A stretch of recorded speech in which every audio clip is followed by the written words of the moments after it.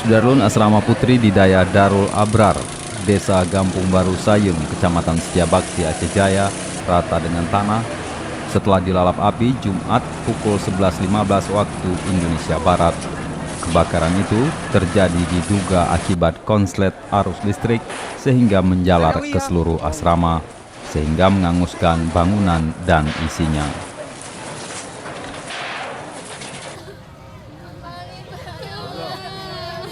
Para santri berhamburan berlarian ke luar kompleks Daya karena api semakin membesar dan panas.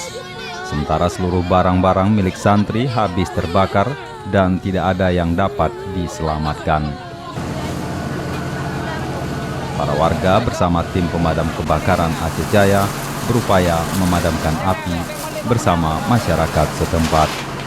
Menurut saksi mata guru di Daya setempat, api berasal dari salah satu kamar santri yang kemudian menjalar ke seluruh asrama. Akibat kebakaran itu, ditaksir kerugian mencapai ratusan juta rupiah. Dari Calang, Saadul Bahri, Serambi, ONTV.